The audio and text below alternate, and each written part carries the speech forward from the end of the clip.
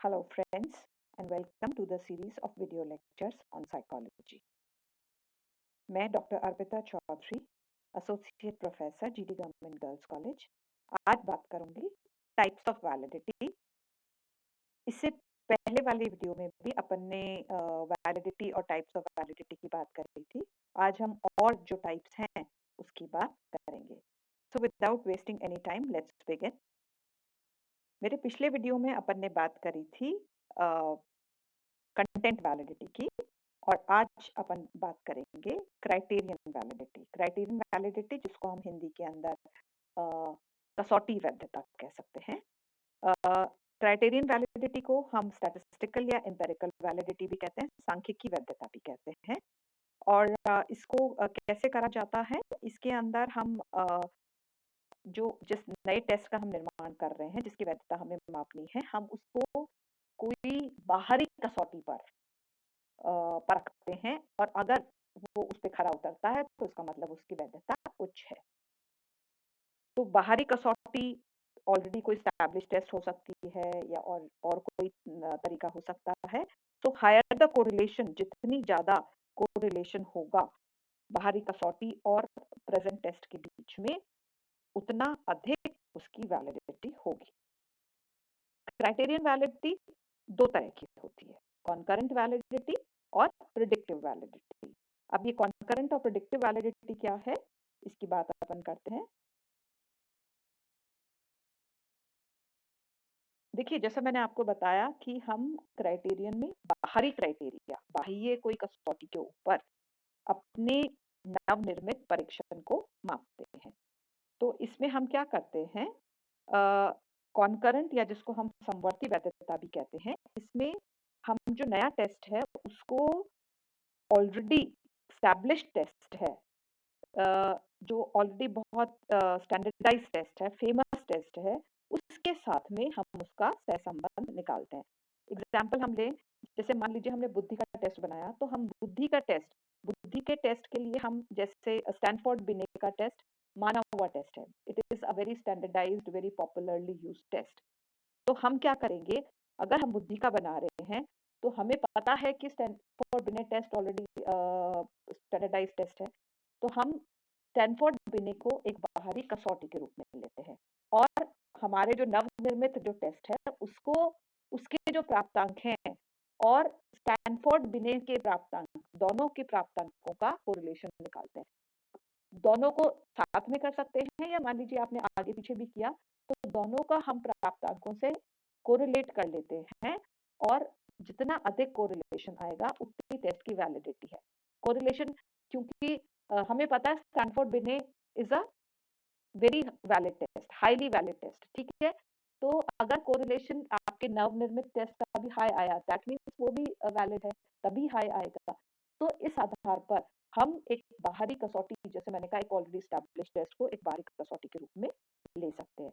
ये तो हुई आपकी समवर्ती वैधता, जिसमें हम ऑलरेडी पॉपुलर स्टैब्लिश्ड टेस्ट को कसौटी के रूप में लेते हैं। दूसरी है प्रिडिक्टिव वैलिडिटी। प्रिडिक्टिव वैलिडिटी, इसको हम भविष्यवाणी वैधता भी कह सकते हैं। और प्रिडिक्टिव वैलिडिटी क्या होती है कि देखिए, एक टेस्ट में प्रिडिक्टिव वैलिडिटी कब होगी, जब वो टेस्ट व्यक्ति की फ्यूचर परफॉर्मेंस को प्रिडिक्ट कर रहा है। मतलब जैसे सपोज, आप इसको एग्जांपल से अच्छे से समझ आएंगे कि अगर कोई बच्चा पीएमटी में या आईआईटी में टॉप करता है, ठीक है, इसका मतलब उसमें मेडिकल के या इंजीनियरिंग के उसके अंदर कैपेसिटी, उसको पढ़ने की उसकी क्षमता है। तो अगर मेडिकल का टॉप करने वाला बच्चा, तो हम ये कहेंगे कि आगे आने वाले जो मेडिकल एमबीबीएस के जो ईयर्स है उसमें भी बहुत अच्छा करेगा।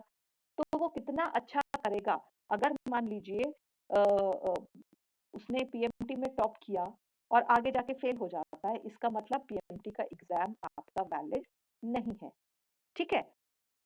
क्योंकि अगर उस बच्चे में पीएमटी में टॉप किया, उसका मतलब प्रिडिक्टिव वैलिडिटी ये कहती है कि उसको आगे आने वाले वर्षों में भी अच्छा परफॉर्म करना चाहिए था। तभी, क्योंकि उसने मेडिकल में टॉप किया तो वो आगे भी आगे अच्छा परफॉर्म करेगा, या इंजीनियरिंग में टॉप किया तो आगे आने वाले वर्षों में वो अच्छा परफॉर्म करेगा। तो हम अपने टेस्ट के आधार पर उसके भविष्य के बारे में पूर्व कथन या भविष्यवाणी कर सकते हैं। तो जितनी वो भविष्यवाणी सही होती है उतना वो टेस्ट अधिक वैलिड है। तो ये इसलिए मैंने इसको बोला, ये भविष्यवाणी की वैधता या पूर्व कथन वैधता, प्रिडिक्टिव वैलिडिटी, कि आगे कितना अच्छा वो व्यक्ति करेगा, भविष्य में उसकी परफॉर्मेंस कैसी होगी। ठीक है? और प्रिडिक्टिव वैलिडिटी एप्टीट्यूड टेस्ट या वोकेशनल सिलेक्शन टेस्ट में बहुत कारगर सिद्ध होती है। जैसे मैंने आपसे अभी बोला, एप्टीट्यूड में जैसे इंजीनियरिंग है, मेडिकल है, मैनेजमेंट है, तो जितना अच्छे नंबर लाता है, जितना एग्जाम जो टेस्ट में अच्छा करता है, भविष्य में भी आगे वो उतना ही अच्छा करता है, that means that test is highly valid. Okay, so this was predictive validity, or predictive validity is thus the extent to which test is efficient in forecasting. वो टेस्ट किस हद तक सक्षम है भविष्यवाणी करने में, व्यक्ति के व्यवहार की, विभिन्न व्यवहारों की भविष्यवाणी करने में, कि इस एरिया में व्यक्ति ऐसा करेगा। सपोज हम व्यक्ति का इंटरेस्ट टेस्ट करते हैं, और इंटरेस्ट टेस्ट के अंदर व्यक्ति मान लीजिए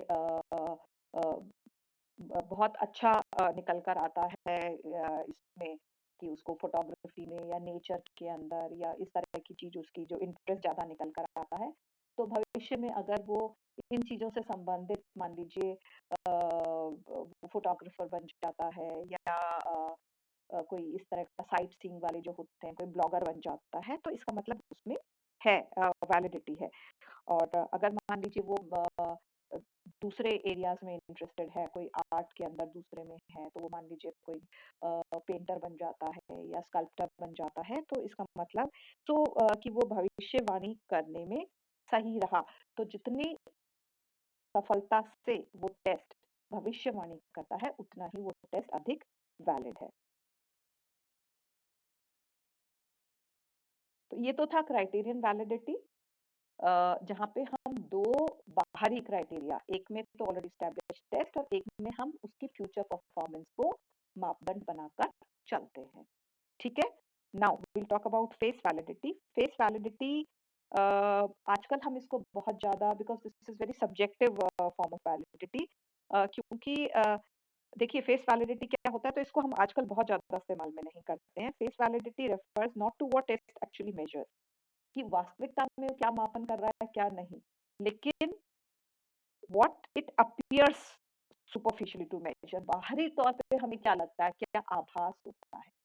तो टेस्ट को देखने पर अगर आपको आभास होता है कि वो वैलिड है, तो दैट इज फेस वैलिडिटी। तो इसीलिए मैंने बोला ये थोड़ा सब्जेक्टिव है, किसी को हो सकता है आभास, किसी को नहीं हो सकता।